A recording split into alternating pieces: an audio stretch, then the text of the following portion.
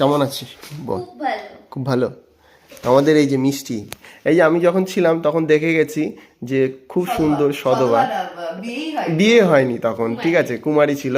তো এখন এসে দেখছি এরকম ক্যারেক্টার, তো আমার মনটা খুব খারাপ লাগছে। এরকম আমি লুকে দেখতে চাই না। হ্যাঁ, এরকম লুকে দেখতে ভালো লাগে না। হ্যাঁ, আচ্ছা, থ্যাংক ইউ থ্যাংক ইউ। আর আরেকজন দেখো, এ তো ঢোকা মাত্রই দৌড়ে এসেছিল, খুব ভালো লাগে। হ্যাঁ, আমি খাচ্ছিলাম দেখি ঢুকে আসছে, বাপরে বাপ কত দিন পর এসেছে। তো সত্যি খুব ভালো লাগছে, সত্যি খুব ভালো লাগছে। তো যাই হোক, অনেকদিন সবার সাথে দেখা হলো। আর এই যে এই যে আমাদের কাকিমণি তো ঘুমিয়েই রয়েছে, এই এতক্ষণ ঘুমিয়েছিল, এখন দেখা পড়েছে। আর এই যে পুকু, আমি পুকুকে নায়িকা হিসাবে, দেখতে চাই, তাই তো?